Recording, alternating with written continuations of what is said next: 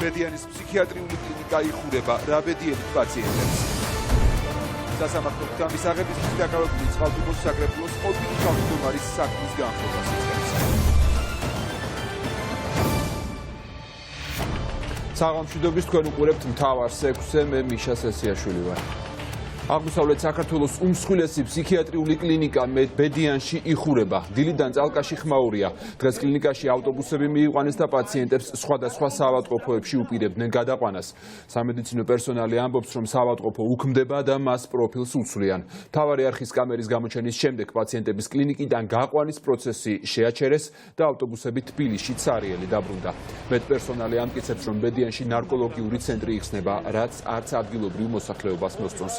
კლინიკის დირექტორი კი საავადმყოფოს დაცლას სარეაბილიტაციო სამუშაოებით ხსნის, თუმცა მისი არ სჯერა მედპერსონალს. მთავარში 9 საათზე ნახეთ ჩვენი სპეციალური რეპორტაჟი, რა ბედი ეწევათ ფსიქიატრიული პრობლემების მქონე პაციენტებს საავადმყოფოს დახურვის შემდეგ.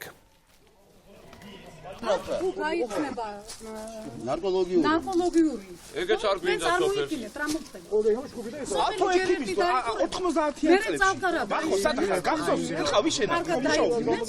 არ გახსოვს 90-იან წლებში აქ რეიბი ხდება. არეულობა რო იყო, პრიმუჩიკები და ნარკომანები და ყველებები გაუპატიურება ხდებოდა სოფელში. ვის უნდა ეს ხალხს უნდა? არ დაუმალია, პირადად ვთქვა, კიო გამყავსო. ამ დღეისაზე რა, გუშინ იყო ეს ჩვენი შეხვედრა და კიო გამყავსო, გავიყვანო რა. შემდეგ რა მოხდება მე 30 კაცის გაყვანას ვაპირებდა და ამის შემდეგ რა მოხდება მეთქი რა. თქვა ესეთი რაღაცა, ეტაპობრივად ეხლა გამყავს ისეთი ავადმყოფები, ვისაც პატრონი არ ყავს რა, არიან ესეთი ავადმყოფები, პატრონი ვაფშე არ ყავთ რა. ამებს გადავანაწილებ სხვადასხვა ავადმყოფოებში. ამის შემდეგ პატრონიანები ვისაც ყავს რა, პატრონი მათ ეტაპობრივად დეკემბრის ბოლომდე გავწერო. 6 თვით წახვალ ყველანი უფასოშვებულებაში. საიხურება 6 თვით და გადაწყვეტილია ნარკოლოგიურის გახსნა. რომლის წინამდე არის მთელი სოფელი. მარტო თანამშრომლები კი არა.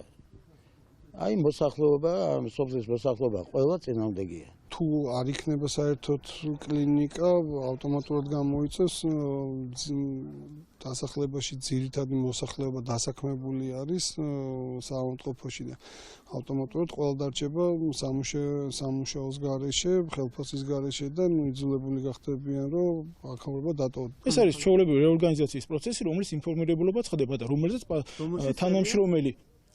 თანამშრომელი ინფორმირებულია და აცხადებს, რომ ინფორმირებულია რეორგანიზაციის შესახებ. რაც ნიშნავს იმას, რომ არაფერს არ ნიშნავს, ჩემო კარგო. დღესდღეობით პაციენტები არიან კლინიკაში და აგრძელებენ კურნალობის კურსს. ანუ არაპირეთ პაციენტების გაყვანას. ამ წუთში პაციენტები აქ არიან და აგრძელებენ კურნალობის კურსს. ეს ყველაზე მეტად არასასურველი თემაა. ანუ რა იქნება სარეაბილიტაციო სამუშაოების შემდეგ? ამას რატო არ პასუხობთ? თქვენ უფროსი ხართ. ერთი წუთი. გამოგვყევით, ვიაროთ მაშინაცი ესა. რა იქნება სარეაბილიტაციო სამუშაოების შემდეგ? ფსიქიატრიული თუ? ბოდიში, ისე მალხაზი საით არის? შევჭამო და მოვალ. გულაშვილი? ხო, მოვალ, შევჭამო და მოვალ. თქვენ არ გიგებთ ხო ინფორმაცია რა იქნება შემდეგ? მაგაზე მოგაცდენ ინფორმაციას, როცა ყველაფერი იქნება გადაწყვეტილება. ცოლები, დები და შვილები ივანიშვილის გუნდის 45-მა მაღალჩინოსანმა სახელმწიფო სამსახურში თავისი ოჯახის წევრები დაასაქმა. საერთაშორისო გამჭვირვალობის დასკვნაში მოხვდნენ მოსამართლეების სხვადასხვა რანგის ჩინოვნიკები და პარლამენტის დეპუტატებიც. მათ შორის ჟოთა ხაბარელის შვილი 2017 წლიდან თბილისის წყალმომარაგების კომპანიის სპეციალისტია. კობალ ურსმანაშვილის შვილი კი 2018 წლიდან სახელმწიფო სერვისების განვითარების სააგენტოს სამოქალაქო რეესტრის მთავარი სპეციალისტის პოსტზე მუშაობს. ზვიად ძიძიგურის და მარინე ძიძიგური კი 2017 წლიდან საქსტატის სპეციალისტია. კიდევ ერთი დეპუტატის ირაკლი ბერაიას მეუღლე 2017 წლიდან შპს სახელმწიფო კვებითი უზრუნველყოფის კონსულტანტია. ქართული ოცნების კიდევ ერთი დეპუტატის დავით სონღულაშვილის მეუღლე კი 2017 წელს საქართველოს სახელმწიფო ელექტროსისტემაში დასაქმდა. შალვა კიკნაველიძის მეუღლე თათია სახელაშვილი კი 2017 წლიდან თბილისის საქალაქო სასამართლოს სპეციალისტია.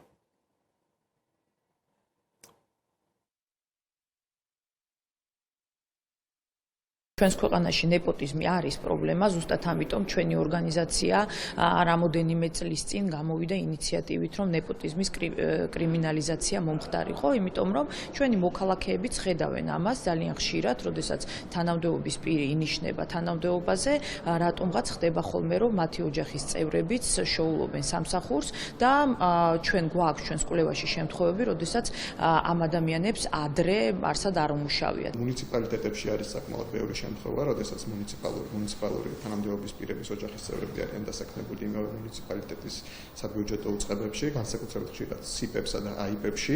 პარლამენტის წევრების შემთხვევაში ბევრი შემთხვევა ასეთი არ გვაქვს, მაგრამ იმ შემთხვევებში, როდესაც პარლამენტის წევრის ოჯახის წევრი დასაქმებულია საჯარო სამსახურში, ეს არის ყოველთვის მმართველი პარტიის ამ საპარლამენტო უმრავლესობის წარმომადგენლის ოჯახის წევრი. ასეთი შემთხვევა ჩვენ არ შეგხვედრია კანონმდებლო დეკლარაციებში, რომ მაგალითად ოპოზიციონერი პარლამენტის წევრი მუშაობდეს საჯარო სამსახურში, რაც ასევე თავისთავად რაღაც ყურადსახები ფაქტია. კვლევის ავტორები ნეპოტიზმის კრიმინალიზაციას ითხოვენ, დეპუტატებისა და თანამდებობის პირების ნაწილს კი არ ახსოვს კონკურსის შედეგად მოხვდნენ თუ არა მათი ოჯახის წევრები ამა თუ იმ სახელმწიფო სამსახურში. ნაწილი მათგანი კი დარწმუნებულია, რომ ნათესავები კომპეტენციისა და შრომითი უნარების შესაბამისად დასაქმდნენ. რაზია სტაჟიორია გაერკვიეთ ჯერ რაზია ბავშვი. დიახ. სტაჟიორმა კონკურსირისთვის ნუ არ ვიცი კითხეთ უწყებას, მე რას მესაუბრე. სტაჟიორია თუ თანამშრომელი? სტაჟიორი იყო, შემდეგ გახდა თანამშრომელი და ასე შემდეგ.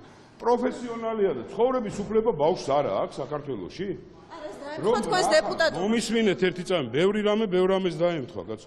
ბავშვს აქვს დამთავრებული მაგისტრატურა წარმატებით, ბავშვს აქვს დამთავრებული საერთაშორისო სამართლის ფაკულტეტი უნივერსიტეტში და ასე შემდეგ. ცხოვრების უფლება არა აქვს? აბა რა? ასეთი წარმატებული სტუდენტი. არა, მე ჩემო ბატონო ბევრს კითხეთ რა. გაიარა ალბათ არ ვერევი მეთქი ჩემო ბატონო გეუნებით არის სრულწლოვანი ადამიანი და ეხა მე არ ვაკონტროლებ დილიდან საღამომდე ბავშვის ცხოვრებას. ჩემ შვილს დახმარება არ სჭირდება, როგორც აღნიშნე, მას დამთავრებული აქვს ხას უსვამ 10 კლასის მერე. სკოლა არ დაუმთავრებია საქართველოში, წავიდა ჩააბარა კემბრიჯში და ისწავლა ინგლისში და ფიქრობთ, რომ ჩემი ნეპოტიზმის გამო კემბრიჯში ვერ ჩააბარებდა, ასევე ლონდონის სიტი უნივერსიტეტში იმის გამო, რომ მე საქართველოში მაღალი თანამდებობის პირ ვარ, ვერ ჩააბარებდა, ასევე მას არ სჭირდება არანაირი მამამისის თანამდებობა, მისთვის საჭირო და სასურველ თანამდებობაზე რომ იმუშაოს და არ მუშაობს არანაირ მაღალ თანამდებობაზე, მუშაობს სპეციალისტად შესაბამისი კონკურსების გავლის ფარგლებში. მუშაობდა ერთი წელი კი. და ეხლა აღარ მუშაობს. არა. კონკურსის წესით დაინიშნა? არ ვიცი, გასაუბრების პირობები არ მახსოვს რამე პირობები თუ არ გახსოვს. რა მიზეზით და უყურეთ სხვა დავიდა სხვა უწყებაში უკეთესი მაგრამ მუშაობდა სადმე? კი, როგორ არა. სად მუშაობდა? თუ არ წდები საფონდო ბიუჯეტს. თუ არ აქ თქვენი რეკომენდაციით დაინიშნა? არა, ჩემი რეკომენდაცია არ ჭირდება თავის კვალიფიკაცია გარაჩეულებრივი. სამართლოს აპარატში დაახლოებით 1500-1600 მოხელე მუშაობს, პლუს ამას კიდევ ხელშეკრულებით დასაქმებული პირები და ვინმე თუ ვინმეს ნათესავი აღმოჩნდა, ასეთი შესაძლებელია, ხომ რომ არსებობდეს ასეთი შემთხვევები. საუბარი ამ ადამიანებზე, რომლებმაც პირველად დაიწყეს სამსახური. იცით როგორ არის საუბარი, ხო თქვენ მეუბნებით, რომ ვიღაცის შვილი შეიძლება მუშაობდეს და ასე შემდეგ. ძალიან ხშირად ხდება ისედაც, რომ ოჯახში მშობლების პროფესიას ირჩევენ შვილები და ბუნებრივია, რომ იგივე სფეროში მოუწევთ მოღვაწეობა. ეს ძალიან ბუნებრივი, ჩემი მეუღლეც იურისტი არის და მოსამართლე არის, მაგრამ მე ამაში დანაშაულს ნამდვილად ვერ ვხედავ. ხმაურის ფონზე გრძელდება 2020 წლის ბიუჯეტის პროექტის განხილვა პარლამენტში. ფინანსთა მინისტრის მოადგილესთან კრიტიკული კითხვები ოპოზიციის წარმომადგენლებს ჰქონდათ. მაკა ანდრონიკაშვილი განაგრძობს თემაზე საუბარს და გვეტყვის კონკრეტულად რა საკითხები აღმოჩნდა პრობლემური დეპუტატებისთვის. დიახ, მიშა, ხმაურის ფონზე მიმდინარეობდა საფინანსო საბიუჯეტო კომიტეტში 2020 წლის სახელმწიფო ბიუჯეტის განხილვა. მთავარი საკითხი კი კამათი კი მას შემდეგ დაიწყო კომიტეტის ხდომაზე, რაც დავით ჭიჭინაძემ ხელისუფლება და სამთავრობო გუნდი ტყუილში დაადანაშაულა. ჭიჭინაძე ამბობს, რომ მმართველი გუნდი 2020 წლის ბიუჯეტით ცდილობს დაამტკიცოს, რომ ქვეყანაში ცხოვრების დონე მაიწია. გარდა ამისა, მათ აქვთ სერიოზული პრობლემები, როგორც ჭიჭინაძე ამბობს, სიზუსტეებთან დაკავშირებით. ამას არ დაეთანხმა ამ შეფასებებს ფინანსთა მინისტრის მოადგილე და კაკაურიძესა და დავით ჭიჭინაძეს შორის მცირე კამათი მოხდა. ბატონო გია ეხა თქვენ თავის არიდებას თავი და პასუხი მაშინ დოლარში რატო წერთ კაცო? იმიტომ რომ დოლარში ესე იგი საჭიროა დოლარში რომ დაწეროთ ხო? კი ბატონო და საგარეო ვაჭრობა და მერსურ მოსახლეზე მთლიანში და წაბა რა გითხარით მე? ჩვენ რა დადებითი ვაჭრობა გვაქვს? არა, იმას კარგად გაიცახით ხოლმე რომ 3 მილიარდი დოლარი შემოგვივიდა ტურიზმიდან. მაშინ რატო თუ მაშინ ლარში ილაპარაკეთ, კაცო, რა შემოგივიდათ? როცა გინდათ დოლარში თვლით, როცა გინდათ ლარში თვლით. ეს არის ძალიან დამცინავი და თვალთმაქცური გადაწყვეტილება. პენსიონერების ნახევარს თქვენ უმატებთ 20 ლარით და წლის ბოლოს მეორე ნახევარს უმატებთ 50 ლარით. რომელი ლოგიკაა ეს? 69 წლის ადამიანი რითი განსხვავდება 70 წლის ადამიანისაგან ან 68 წლის. როდესაც გასაშვალოებულად ყველას უნდა მისცეთ პენსია იმ ხო რაღაცა ჩანაფიქრი აქვს როგორ ჩანს. ბიუჯეტი 2020 წლის დაგეგმილია 2.96-ზე. ეს რას ნიშნავს, რომ მთავრობა პირდაპირ ამბობს, რომ ჩემო ძვირფასო მოქალაქეებო არ გქონდეთ იმედი, რომ ლარის სტაბილიზაცია მოხდეს? ნიშნავს ამას. ნუ თლად პირდაპირ 3-ზე არ დაგეგმეთ, მაინც ცუდად ჟღერს ფსიქოლოგიური მომენტია და 2.96-ზე გაქვს დაგეგმილი. რა განაცხადია ეს, რატო არაფერს აკეთებს მთავრობა იმ მიმართულებით, რომ ლარის დასტაბილურება შესაძლებელი გახდეს?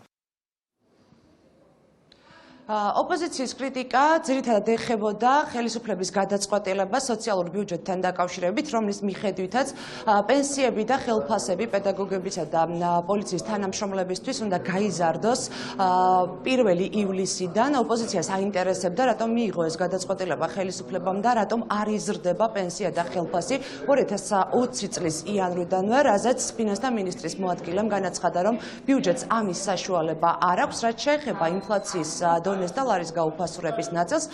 კაკაურიძე ამბობს, რომ 2.96-ზე ბიუჯეტი დაიგეგმა მხოლოდ და მხოლოდ იმის გამო, რომ ბიუჯეტის შედგენისას, პროექტის შედგენისას კურსი იყო 2.96.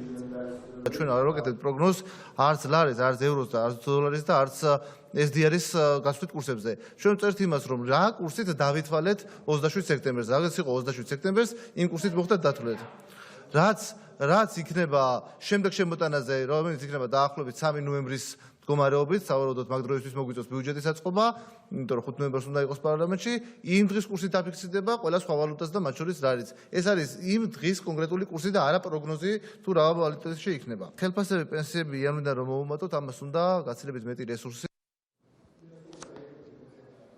დღევანდელ განხილვას ესწრებოდნენ ეროვნული ბანკის წარმომადგენლები, ვიცე-პრეზიდენტი და ასევე აუდიტის სამსახურის ხელმძღვანელის მოადგილე. საკმაოდ კრიტიკული იყო აუდიტის სამსახური ბიუჯეტის პროექტის შეფასებისას.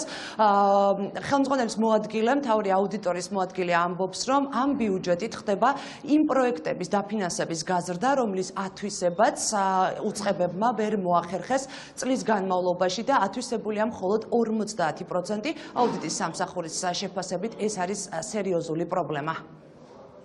ბიუჯეტის კანონპროექტი დაფინანსება ესდება ზოგიერთ ისეთ პროგრამას, რომელთა შესრულების მაჩვენებელი 2019 წლის 8 თვის მდგომარეობით 9 თვის გეგმასთან მიმართებაში 50%-ზე დაბალი აუდიტის სამსახურმა აღნიშნა, რომ ასევე 8 თვის შესრულების ანგარიშიც წარმოადგინა. იქ არის კონკრეტულად ეს პროექტები, მათ შორის არის საგარეო საკრედიტო რესურსით დაფინანსებული 5 საინვესტიციო პროექტი.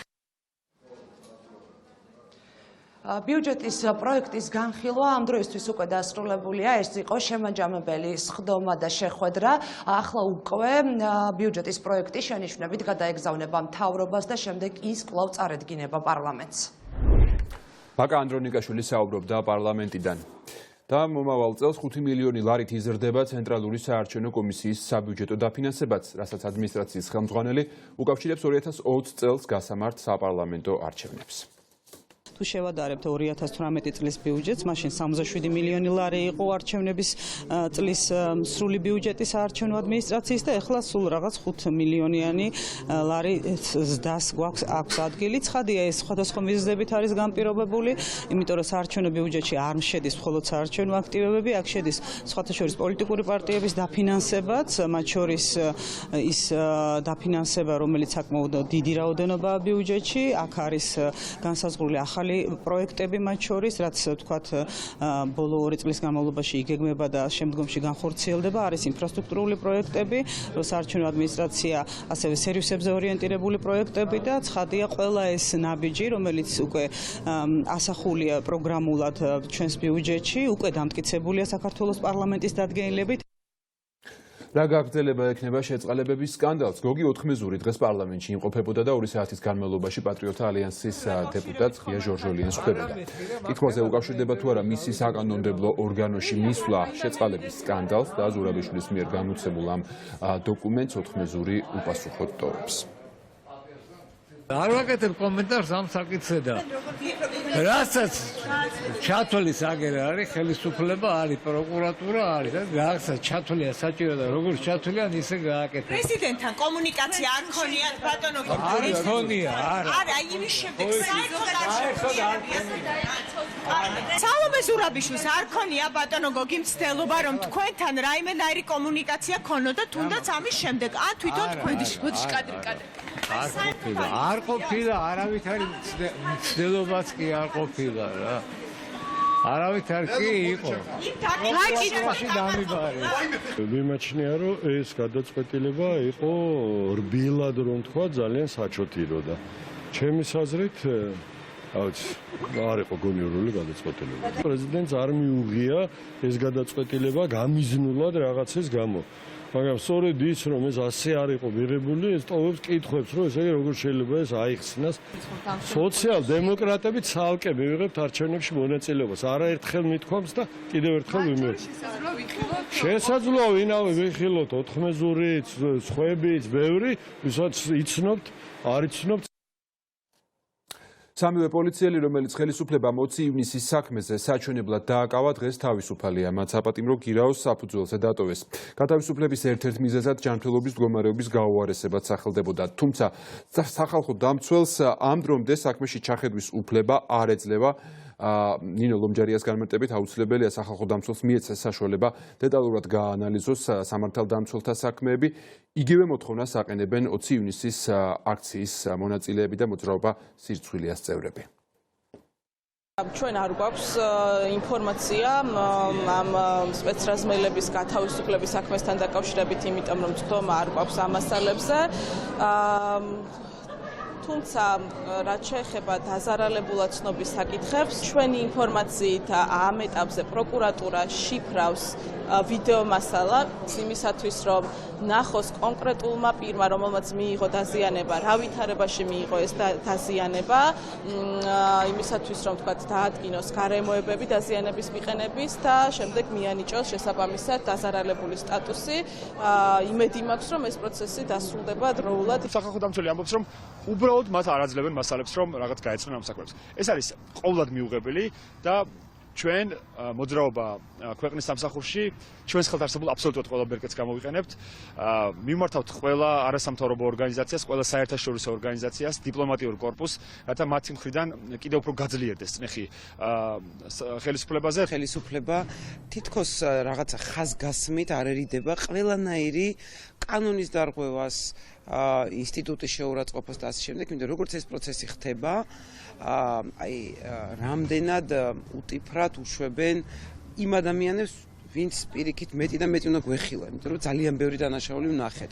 როგორ დააწინაურეს გახარია. და რაც თავარია, დღემდე არ გვეუბნებიან ტყუების გამოყენების საკითხზე, არ აცნობენ ომბუდსმენს საქმეს. ეს ნიშნავს, რომ პირდაპირ საზოგადოებას გვეუბნებიან, რომ მე არ მაინტერესებს დემოკრატია, მე არ მაინტერესებს ომბუდსმენი, მე არ მაინტერესებს კითხვაზე პასუხი. პროგრეს ბანკის მიერ ფულის გათეთრების საქმესთან დაკავშირებით გამოძიების დაწყებას მამუკა ხაზარაძე ეროვნულ ბანკს ურჩევს და მიაჩნია, რომ სურვილის შემთხვევაში მარეგულირებელს ყველა ინსტრუმენტი გააჩნია ჩაიხედოს ამ ტრანზაქციებში და დარწმუნდეს, რომ ეს ტრანზაქციები იყო ნამდვილად საეჭვო. მთავარი არხის ექსკლუზიური გამოძიების შემდეგ მამუკა ხაზარაძემ დაადასტურა, რომ კახა კალაძისა და ბიძინა ივანიშვილის კუთვნილი ბანკის მხრიდან ნამდვილად იყო გაცემული სესხები, რომლებიც მოგვიანებით ჩამოწერილი მილიონები კი რატომღაც ეროვნულ ბანკსაც გამორჩა და ფინანსური მონიტორინგის სამსახურსაც, რომელსაც ევალება ამგვარი ტრანზაქციების კონტროლი. კეთილინებოს ეროვნული ბანკის პრეზიდენტმა, რომელმაც ურცხვად თქვა, რომ არ იცის ამ ბანკის შესახებ და ამ ტრანზაქციების შესახებ, ჩაბრძანდეს ერთი სართულით ქვემოთ, შეკრიბოს ის გუნდი, რომელიც დღე და ღამე ამ ტრანზაქციებს ესე თქვათ უყურებდა და თუ არ უყურებდა, რატო არ უყურებდა, შესაბამისად, თუ გამჭირვალობაზეა და მართლმსაჯულებაზეა ლაპარაკი, ყველაფერი იქნა საზოგადოებისთვის ცნობილი. მინდა გითხრათ, რომ მე არ წარმოვადგენ TBC ბანკს, უკვე დიდი ხანია, უკვე რამოდენიმე თვეა ოფიციალურად. შესაბამისად, ის დოკუმენტაცია, რომელიც არსებობს ეროვნულ ბანკში, ის ტრანზაქციები, რომელიც ჟურნალისტური გამოკვლევებით, არა მარტო ეხლა, არამედ თუ თქვენმა კოლეგამ თუ ნახავთ, დოკუმენტური ფილმიც კი არის ამაზე გადაღებული. მე მგონი კითხვები არის საკმაოდ ლეგიტიმური, საკმაოდ სერიოზული.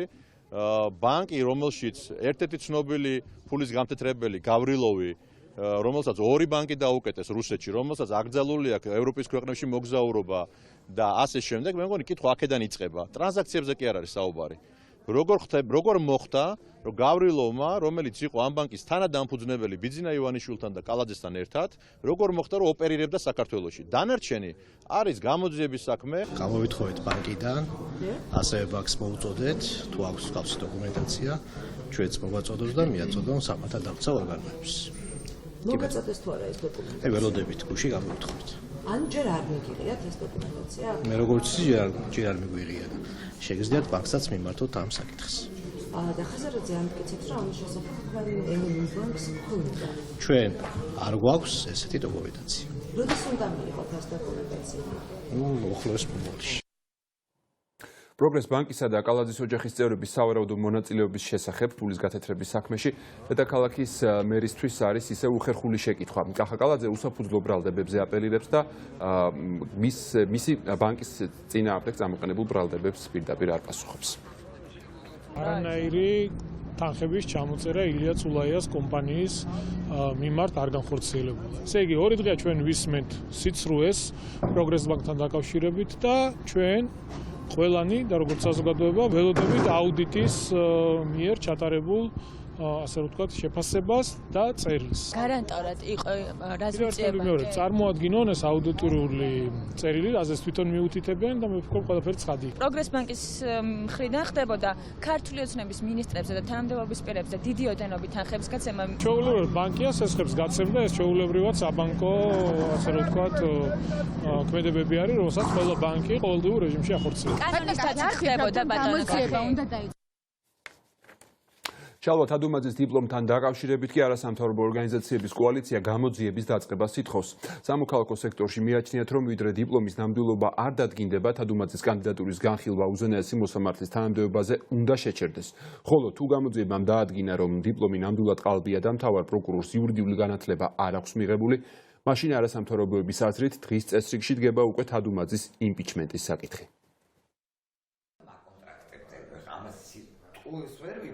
სასურველია, რომ თავად ბატონმა თადუმაძემ წარმოადგინოს თავისი სრული დოკუმენტაცია და დაასტუროს, რომ დიპლომი ყალბი არ არის, მაგრამ სანამ ეს მოხდება, პარლამენტმა უნდა შეაჩეროს განხილვა, დაელოდოს გამოძიების შედეგებს და ამის შემდეგ უკვე შესაძლოა შემდეგ ეტაპზე განიხილოს კიდევ ერთხელ მისი კანდიდატურა. არსებობს ლეგიტიმური კითხვები, რომელიც საჭიროებს დასაბუთებულ პასუხებს. დასაბუთებული პასუხები არის და გამოძიება არის საჭირო იმისთვის, რომ ეს დასაბუთებული პასუხები მივიღოთ და გავიგოთ ბოლო-ბოლო არის სამართლებრივად გამართული, თუ არ არის ეს საკითხი სამართლებრივად გამართული და თუ არ არის სამართლებრივად გამართული დიპლომის თემა. მაშინ ჩვენ არ გამოვრიცხავთ ცხადია არც იმპიჩმენტის პროცედურა. ამით ჩვენი აზრით პირველ რიგში უნდა დაინტერესდეს თავად პარლამენტი, იმიტომ რომ პარლამენტის რეპუტაციის საკითხიც დგება როგორც ინსტიტუციის, იმიტომ რომ პარლამენტმა უნდა უზრუნველყოს მის მიერვე მიღებული კანონების დაცვა და მის მიერვე დაწესებული კონკრეტული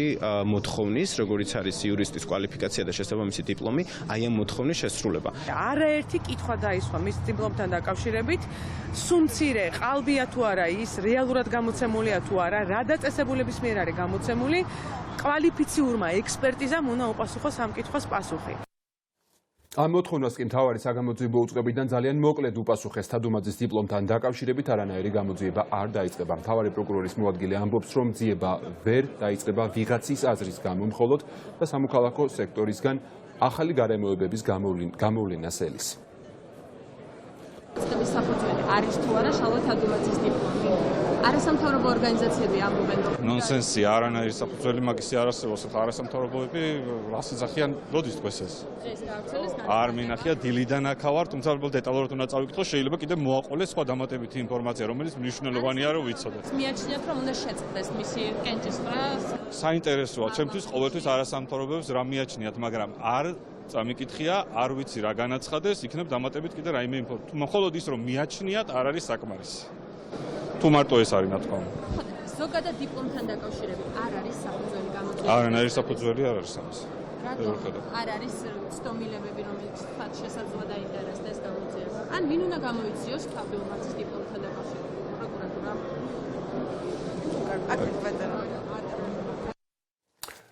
დიპლომთან დაკავშირებით არასამთავრობოების შეკითხვებს თავად მთავარი პროკურორი პოლიტიკურ ბოდვად აფასებს.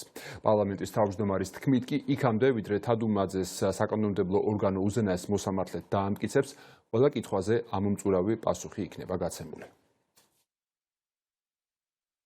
არასამთავრობო ორგანიზაციები წელიწად ნახევარი ავრცელებს ერთი და იგივე განცხადებას. არანაირ დოკუმენტი მან არ გააჩნიათ ჩემ დიპლომის არასტანონიერებასთან დაკავშირებით. ბუნებრივია და ამას აკეთებენ წელიწად ნახევრის განმავლობაში. ამ პოლიტიკურ ბოდვებზე მე კომენტარს არ ვაკეთებ. კენჭისყრამდე მე დარწმუნებული ვარ, რომ დიპლომებთან და სხვა საინტერესო საკითხებთან დაკავშირებული ნებისმიერი თემა იქნება ამოწურული. ამაზე კომიტეტიც მუშაობს და მე ვიცი, რომ სამოქალაქო საზოგადოებაც დაინტერესებულია და აუცილებლად მიიღებენ პასუხებს კითხვებზე. გავლენებით ვაჭრობა, როგორც მთავარი პროკურორის ოჯახური ბიზნესი იყენებს თუ არა შალვა თადუმაძის მეუღლეს სწორედ პროკურატურის გავლენას სხვადასხვა სამართლებრივი დავების მოსაგვარებლად. მთავარი არხის მიერ მომზადებულ ჟურნალისტურ გამოძიებას დღეს გენერალურმა პროკურორმა უპასუხა და თქვა, რომ მისი მეუღლე ამ დროისთვის მხოლოდ იურიდიულ ფირმას ფლობს და საადვოკატო პრაქტიკას აღარ ეწევა. ჩემი მეუღლე იურიდიულ კომპანიას ფლობს, უბრალოდ თავად არ ეწევა საადვოკატო საქმიანობას. მოგიერებენ რაიმე კომპანიებს, რომელთაც ეგ თქვენი ინტერპრეტაცია, მე გავერკვევით ულობირებს ჩემი მეუღლე რომელიმე კომპანიას აუცილებლად მის პასუხისმგებლობის საკითხს დავაყენებ. თქვენ უყურეთ სიუჟეტს, ალბათ ნახეთ კონკრეტული. თქვენი სიუჟეტს უყურებ, მე 7 წელია და მეტი სიუჟეტი თქვენ არ გაქვთ. იმიტომ რომ თქვენ იგონებთ რაღაც ამბებს, მე 5 წლის უკან არ ვიყავი გენერალური პროკურორი. 5 წლის უკან მე არ ვიყავი გენერალური პროკურორი. დაძაბული საპარლამენტო მოსმენის შემდეგ კი, როგორც ჩანს, მთავარმა პროკურორმა კლასიკა გადაიკითხა და საპროკურორო საბჭოს სხდომაზე დღეს სიტყვით გამოსვლისას გამარჯვებული ტონით განაცხადა, რომ ნაწარმოები დიდოსტატის მარჯვენა ბუნებაში არ არსებობს. ხაზი გაუსვა, რომ კონსტანტინე გამსახურდიას რომანი სხვაგვარი დასახელებითაა საზოგადოებისთვის ცნობილი. როგორც ინდივიდუალურ პროკურორს ძალიან დიდი გამოწვევების წინაშე გომაჭირდება და ჩემი გამოცდილებით გეტყვით, რომ შეიძლება ვინმე ფსევდოინტელექტუალმა კითხოთ, მაგრამ დიდოსტატის მარჯვენა ესეთი ნაწარმოები არ არსებობს. კონსტანტინე გამსახურდიამ დაწერა დიდოსტატის კონსტანტინეს მარჯვენა. ამიტომ მე გისურვებ წარმატებებს, შეგიძლიათ დღეს მაქსიმალურად ჩართულობა გამოავლინოთ და მთლიანად საქართველოს პროკურატურას სამომავლოდ უსურვებ წარმატებებს. თუ პარლამენტმა თადუმაძე უზენაეს მოსამართლედ დაამტკიცა, მაშინ დღის წესრიგში დგება ახალი მთავარი პროკურორის შერჩევის საკითხი. ამ თემაზე კომენტარებს მთავარ საგამოძიებო უწყებაში ჯერჯერობით ნაადრევად მიიჩნევენ. ფიქრობ, რომ ამ ეტაპზე ნაადრევია საუბარი გენერალური პროკურორის კანდიდატურის შერჩევაზე, მით უმეტეს, როდესაც საქართველოს გენერალურ პროკურატურას ყავს გენერალური პროკურორი, პროკურატურის შესახებ კანონის თანახმად გენერალური პროკურორის მიერ თანამდებობის დატოვების შემთხვევაში საპროკურორო საბჭოს ეძლევა ერთთვიანი ვადა იმისათვის, რომ გამართოს კონსულტაციები სამეცნიერო წევრებთან, საზოგადოების წარმომადგენლებთან, არასამთავრობო ორგანიზაციებთან, რათა შეარჩიოს არანაკლებ 3 კანდიდატი გენერალური პროკურორის პოსტის დასაკავებლად. საქართველოს ყავს არჩეული გენერალური პროკურორი. შესაბამისად, ჯერ ამ საკითხზე საუბარი მიმაჩნია, რომ აბსოლუტურად არარელევანტურია. გასაგებია, თუმცა ის არის მოქმედი გენერალური პროკურორი. კანონმდებლობით სრულად არის გაწერილი ზოგადად თუ ვის აქვს გენერალური პროკურორის წარმოდგენის შესაძლებლობა და უფლებამოსილება და როდესაც ეს საკითხი დადგება და უშუალოდ დღის წესრიგში, იმ შემთხვევაში თუ ვიქნები არჩეული და თუ ეს მოცემულობა იქნება, მაშინ ვისაუბროთ ამ საკითხებთან დაკავშირებით. ნათია თურნავა დაუკაცრავად ქთამის აღებისთვის დაკავებული წყალტუბოს საკრებულოს ყოფილი თავმჯდომარე პროვოკაციის მოწყობაში მისივე თანაგუნდელებს ადანაშაულებს. ამტკიცებს, რომ ციხეში მხოლოდ იმის გამო ჩასვეს, რომ სულს თანამშრომლობაზე უარი უთხრა. გრიგოლ ივანეიშვილის სასამართლო პროცესი უკვე 2 საათია მიმდინარეობს. პროცესის წინ ივანეიშვილმა ციხიდან სკანდალური წერილი გამოაქვეყნა და თავი სპეცსამსახურების პროვოკაციის მსხვერპლად გამოაცხადა. დღევანდელ პროცესზე კიდევ ერთი ბრალდებულისთვის უნდა მოესმინათ. საუბარია თეიმურას ჩაჩუაზე, რომელიც ვაკის გამგებლის ყოფილი მოადგილე იყო, მას ბრალად ქთამის აღებაში დახმარება ედება. კეცაც იცქიშვილი გვერდთობა სასამართლოდან პირდაპირ ეთერში და გვეტყვის თუ რა მოხდა დღევანდელ პროცესზე. დიახ, 2 საათზე მეტია უკვე მიმდინარეობს ბრალდებული თეიმურას ჩოჩუას გამოკითხვა მოწმის სტატუსით.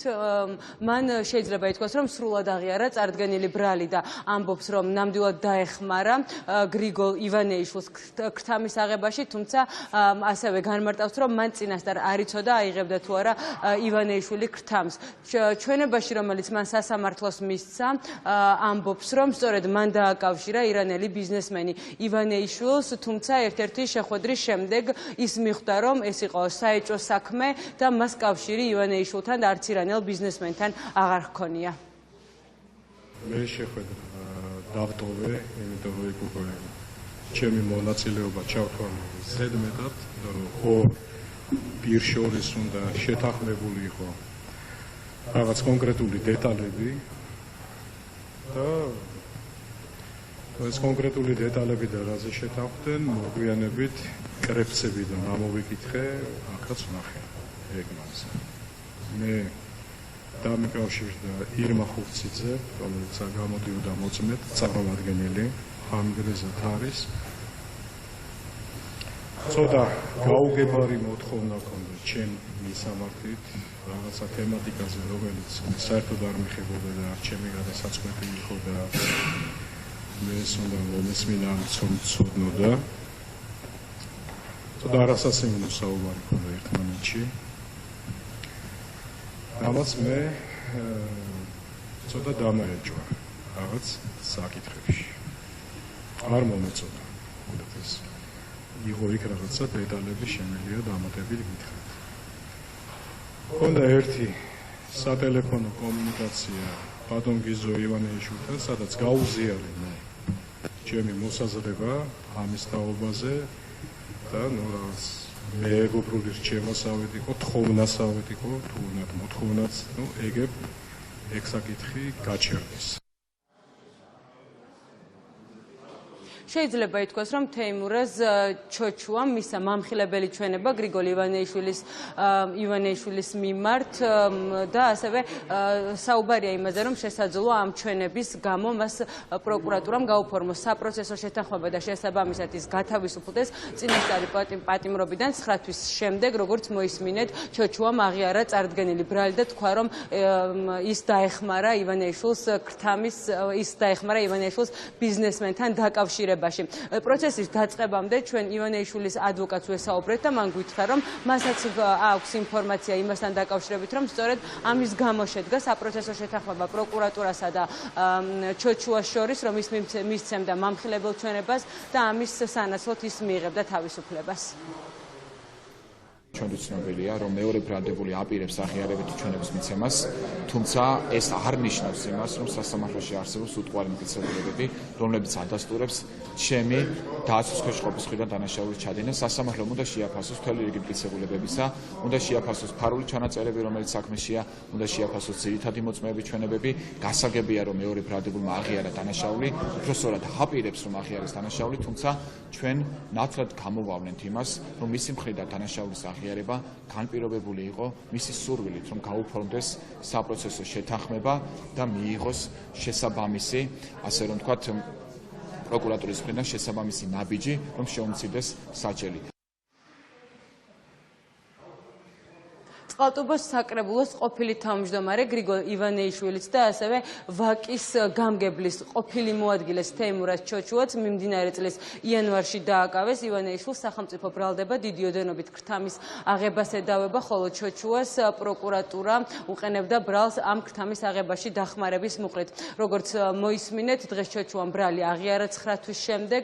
რა გაგრძელება ექნება ამ საქმეს, ამ პროცესის დასრულების შემდეგ გავიგებთ, როდესაც საბარაუდოდ უკვე პროკურატურა დააყენებს საპროცესო შეთანხმებას. კეთაციცკიშვილი გვერდებოდა საქალაქო სასამართლოდან.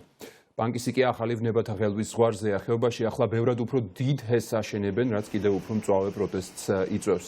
ნოემბრიდან მდინარე სამყურის წყალზე 27 მეგავატიანი ჰესის მშენებლობა იწყება. ადგილობრივები მშენებლობის უპირობოდ შეჩერებას ითხოვენ. მშენებელი კომპანია ფერიკი არასამთავრობო ორგანიზაციის პროვოკაციაზე საუბრობს და ამბობს, რომ ის ჰესს მაინც ააშენებს.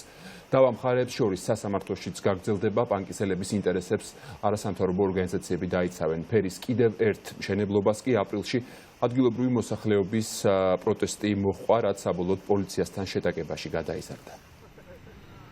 გადახედე, არც მოდის ალაზანი, არც მოდის წყალი.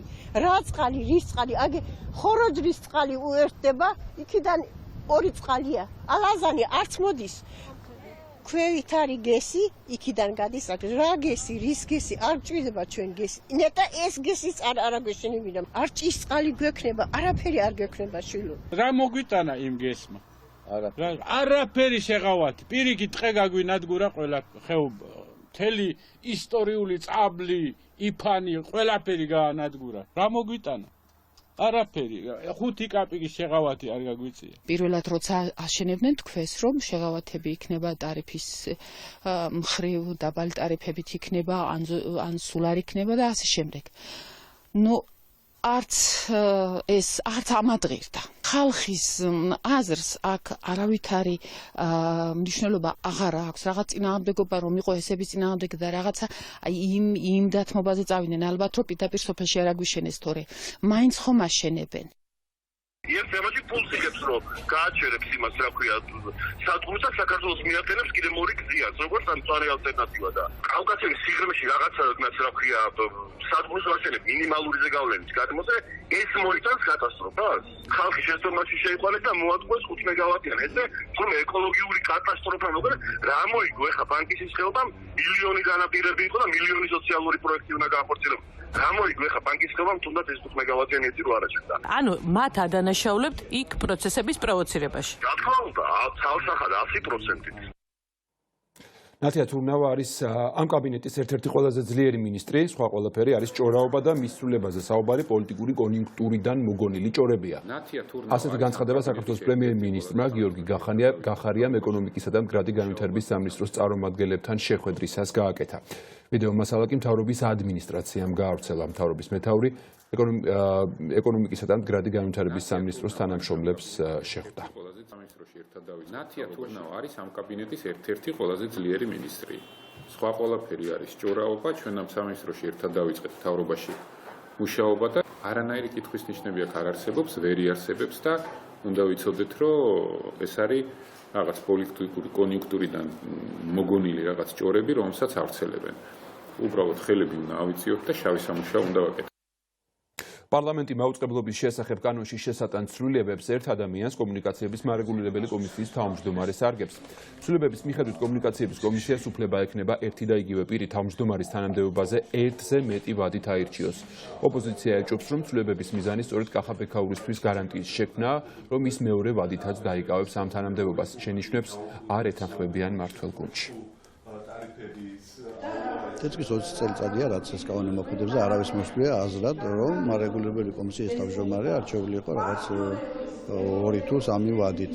მაგრამ როგორც ჩანს, ვიღაცებმა დაიმსახურეს ეს. აი, რუსთავის დახურვა იქნება თუ მედიაზე ზეწოლის ისეთი კარგი და აქტიური, ასე ვთქვათ, მეთოდები გამოიგონეს და იმდენად დაუმტკიცეს ივანიშვილის სარგებლიანობა, რომ აი აგერ მეორე ვადითაც კი კანონსაც კი ცვლიან. ყველა საფუძველი აქვს ასეთი ეჭვის, რომ ბატონო ბექაურმა რომელიც შეასრულა ყველა დაკვეთა ხელისუფლების თავის დროზე შეგვიზღუდა ჩვენ ევროპულ საქართველოს ჩვენი ფულით რეკლამის გაშვება რუსთავიორში მაშინ აუგზალა მათ შორის ნაციონალურ მოძრაობას ცადა აკრძალვა მისი კლიპების სალომე ზურაბიშვილის წინააღმდეგ, იმიტომ რომ შინაარსი არ მოეწონა და ბევრი სხვა გადაწყვეტილება აქვს მიღებული ისეთი რაც ხელისუფლებას დაკვეთა იყო აშკარად კანონის დარღვევით და კონსტიტუციის დარღვევით. ეხლა მას უთავდება ვადა და გაჩნდა ეჭვი რომ ეს სრულება დაკავშირებული იმასთან რომ კვლავ ის იყოს თავმჯდომარე. ბატონ ბექაურზე ვერ იქნება პიროვნულად მორგებული ეს სრულებები, ვინაიდან ის არის მოქმედი ხელმძღვანელი კომისიის თავმჯდომარე, მას აქვს მოქმედი სტატუსი, ეს სრულებები მის სტატუსზე არ ახდენის გავლენას და ასევე მას ეწურება მალე წევრის უფლებამოსილება, შესაბამისად თუ პიროვნება არ არის კომისიის წევრი, ის თავმჯდომარეთის ვერ იქნება არჩეული. მომავალში რა გადაწყვეტილება იქნება მიღებული, ეს არის დამოკიდებული პროცედურაზე, რომელიც განსაზღვრავს წევრების არჩევის წესს. არ გადასცეს სუმბაევი რუსეთს რუსი ჰაკერის ექსტრადიციის შეჩერების მოთხოვნით დღეს საპროტესტო აქცია იუსტიციის სამინისტროსთან გაიმართა. როგორც სამოქალაქო აქტივისტები და უფლებადამცველები ამბობენ, სუმბაევი პუტინის რეჟიმის მიერაა დევნილი და რუსეთისთვის გადაცემის შემთხვევაში მას არაადამიანური მოპყრობა ემუქრება. იაროსლავ სუმბაევი უკვე 1 წელია საქართველოს ციხეში ზის, მთავარი არხის რეპორტაჟის შემდეგ კი, რომელიც ქართველი პოლიციელების მიერ მის მოტაცებას შეეხებოდა, უფლებადამცველების ინფორმაციით ექსტრადიციის პროცესი დაჩქარდა, რადგან უფლებადამცველები ფიქრობენ, რომ ამით ქართული მხარე ცდილობს სამართალდამცველების შესაძლო გადაცდომები დაფაროს.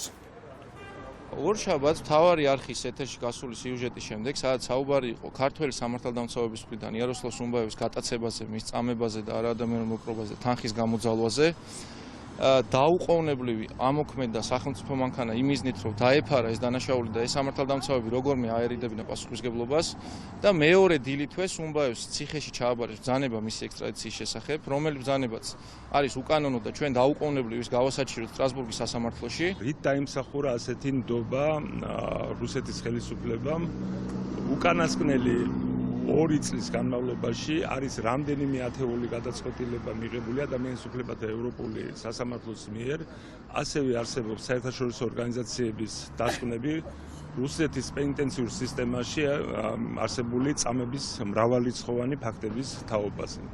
რაც შეეხება კონკრეტულად იაროსლავ სუმბაევს, ვფიქრობ, რომ რამდენიმე საბუთი არსებობს, საფუძველი არსებობს იმისათვის, რომ არ მოხდეს მისი ექსტრადიცია.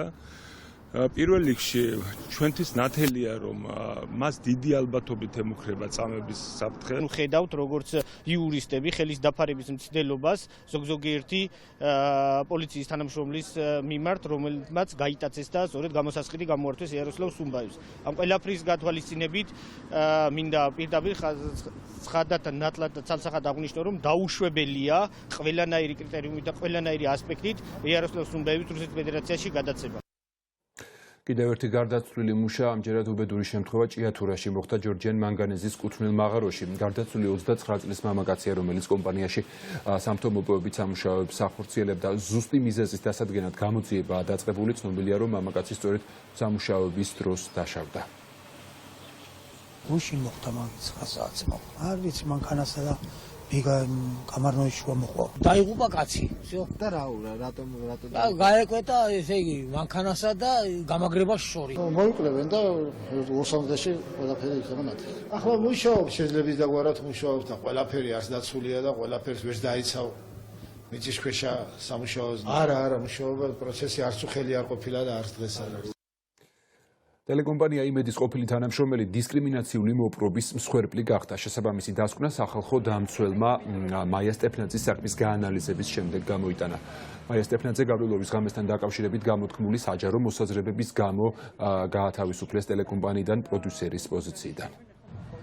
დაირღვა ადამიანის მთავარი უფლებას, გამოხატვის თავისუფლება და პლუს მე ვარ ჟურნალისტი, ჟურნალისტთა კორპუსში ვმუშაობ და ეს ჩემთვის ორმაგად რთულია, როდესაც მე შემეზღუდა აზრის თავისუფლად გამოხატვა თან ჩემ საკუთარ Facebook-ის გვერდზე.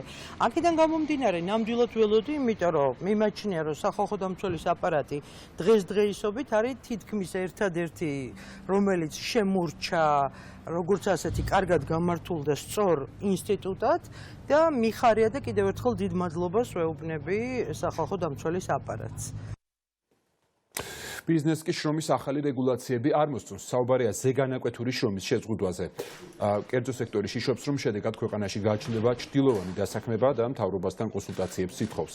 დღეს ბიზნეს ასოციაციების წარმომადგენლები ამ საკითხებზე სასაუბროდ ბიზნეს ომბუდსმენსაც შეხვდნენ, ვისთვისაც ასევე მისაღებია მათი შენიშვნების ნაწილი. ბიზნესის და ჩვენი ერთობლივი შენიშვნები ცნობილია ინიციატორებისთვის და ახლობით 10 პუნქტიანი შენიშვნები გვაქვს გაგზავნილი, რომლის დიდი ნაწილი ეხება როგორც სამუშაო საათების რეგლამენტირებას კვირის განმავლობაში, ასევე ეხება ზეგანაკვეთური სამუშაო საათების რეგლამენტირებას. ჩვენ მიგვაჩნია, რომ ამ მსგავსი ტიპის ცვლილებების ინიცირებამდე მოხდეს აუცილებლად რეგულირების შეფასების გაკეთება, რომ ზუსტად ვიცოდეთ ის მოსალოდნელი შედეგები, რომელიც აღნიშნული ცვლილებების განხორციელების შემთხვევაში შეიძლება მოხდეს. ჩვენ მოვითხოვთ იმ ანალიზის ჩვენებას, თუ რას გამოიწვევს ეს კანონპროექტი, ეს ახალი რეგულაცია, რაზე გავლენას იქონიებს იგი როგორც კერძო სექტორზე, ასევე საბიუჯეტო დაწესებულებებზე. ჩვენი აზრით არის ძალიან ბევრი პრობლემა კანონპროექტში. ჩვენ წარდგენილი გვაქვს დეტალური შენიშვნები კანონპროექტთან დაკავშირებით და ბევრი მისი ნორმა არის საწყის სტადიაზე და ისინი დახვეწას საჭიროებენ. მაგრამ სანამ აი ესეთ დეტალებზე დავიწყებთ საუბარს, უნდა გქონდეს ყველას ქვეყანაში წარმოდგენა, თუ რამდენად გაუძვირებს ეს კანონპროექტი საბოლოო მომხმარებელს იმ პროდუქციას, რომელსაც დღევანდელი დანახარჯებით ბიზნესი მათ სთავაზობს. არ შეიძლება ევროპულ კანონმდებლობასთან დაახლოება მოხდეს არაევროპულად და ბოლშევიკური მეთოდებით, ასე დაჩქერებული ტემპებით, შეფასებების გარეშე. ჩვენ მიგვაჩნია, რომ ის სტანდარტი, რაც ევროპაში კანონმდებლობის მიღების არის და ამის ერთ-ერთი განუყოფელი ნაწილია ზემოქმედების რეგულირების ზემოქმედების შეფასება, ამის გარეშე მსგავსი კანონმდებლობის მიღება დაუშვებელია. იმიტომ რომ დავთვალოთ რა დამატებით ხარჯი ექნება ბიზნეს გასაწევი და შესაბამისად უნდა მოვიფიქროთ, როგორ აცდეს ბიზნესი ამ ხარჯებს. ან მოვითხოვოთ ის, რომ კონკრეტულ დირექტივასთან მიერთების დროს მოხდეს კონკრეტული ნორმების, მძიმე ნორმების გადავადება, შემდგომში ამოქმედება და ქონდეს ბიზნეს დრო მომზადებისთვის. საზოგადოებრივმა მოძრაობამ დღეს გუნდის ახალი წევრები წარადგინა. მამუკა ხაზარაძის თქმით, სხვადასხვა სფეროს პროფესიონალების გაერთიანებით და ერთობლივი ძალისხმევით იქნება შესაძლებელი იმ მანკიერი წრის გარღვევა, რომელსაც ქვეყანა ბოლო წლები ატრიალებს. ლელო არის გაერთიანება, ლელო არის მოძრაობა, ლელო იქნება პარტია, რომელიც იმართება ჰორიზონტალური სისტემით, ჰორიზონტალური პრინციპით. ლელო არის გამაერთიანებელი ძალა, გამაერთიანებელი ძალა იმისათვის, რომ საქართველოს სრული სრულება მოხდეს, უკეთესობისკენ, ჩვენი ცხოვრების სრულება მოხდეს უკეთესობისკენ, რომ შეიცვალოს ის მდგომარეობა, რაშიც ყველა აღმოჩნდით.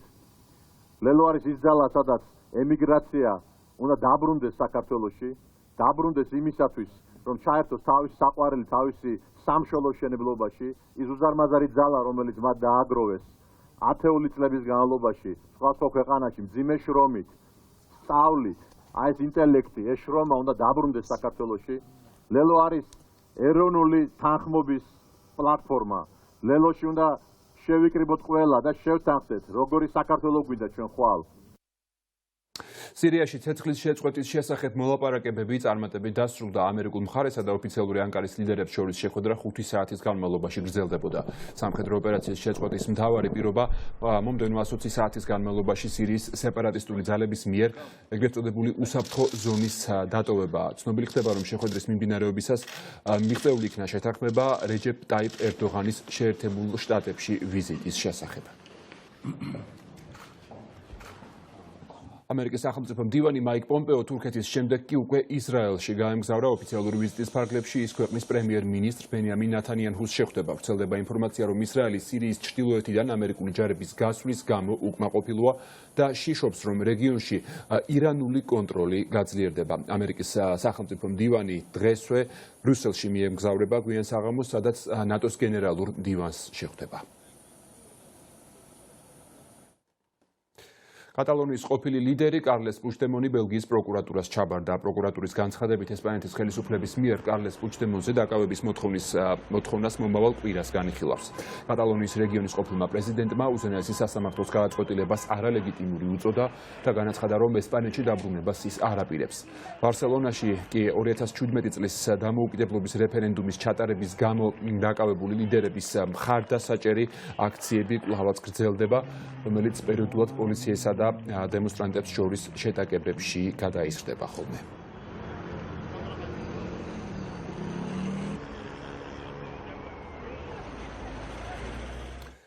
მექსიკის პოლიციამ ყველაზე გავლენიანი ნარკობარონის ელ ჩაპოს შვილი ოივიდო გუზმანი დააკავა. უსაფრთხოების სამსახურის განცხადებით, მამის დაკავების შემდეგ ნარკობიზნესს სწორედ შვილი ხელმძღვანელობდა. დაკავების სპეცოპერაცია ორმხრივის როლების ფონზე ჩატარდა. დამწვარია რამდენიმე მანქანა, მათ შორის საზოგადოებრივი ტრანსპორტი და ბენზოგასამართი სადგური. ადგილობრივი მედიის ცნობით არის მსხვერპლიც. მექსიკის უსაფრთხოების მინისტრის განცხადებით, დაკავებული კრიმინალი პოლიციამ რამდენიმე საათში გაათავისუფლა, რადგან არსებობდა საფრთხე, რომ დაჯგუფების წევრებს ფართომასშტაბიანი სამხედრო ოპერაციები წარმოეწყოთ და რომლის სამიზნეც შესაძლოა მშვიდობიანი მოქალაქეები გამხდარიყვნენ. რაც ეხება ელ ჩაპოს, ის ამერიკის შეერთებულ შტატებში მას უვადო პატიმრობა აქვს. მის ჭილი და სასჯელს ამერიკულ ციხეში იხდის. ბრექსიტის შეთანხმების დეტალები საჯაროვდება. დიდ ბრიტანეთსა და ევროკავშირს შორის შეთანხმების საფუძველზე ჩრდილოეთ ირლანდია და ირლანდიის დამოუკიდებელი რესპუბლიკა ერთიან საერთო ირლანდიურ ბაზარს შექმნიან, მაგრამ ჩრდილოეთ ირლანდია ოფიციალური ლონდონის დაქვემდებარებაში რჩება. ახალი შეთანხმების საფუძველზე ევროკავშირიდან გასვლის საფასური 33 მილიარდი ფუნტ სტერლინგია. ოფიციალური ლონდონი ვალდებული იქნება, რომ 2020 წლის ბოლომდე ევროკავშირის მოქმედ ნორმებს დაექვემდებაროს, ასევე დაიცვას დიდ ბრიტანეთში მცხოვრები ევროკავშირის მოქალაქეების უფლებები. ბრექსიტის ამ შეთანხმებას დღეს ევროკავშირის სამიტზე დაამტკიცებენ უკვე. ხვალ კი თემთა პალატის საგანგებო სხდომაზე უყრიან გენჯს. ასეთი იყო ახალიანები ამ დროისთვის. მთავარი პირდაპირ ეთერში უკვე საღამოს 9 საათზე დაბრუნდება. ნახვამდის.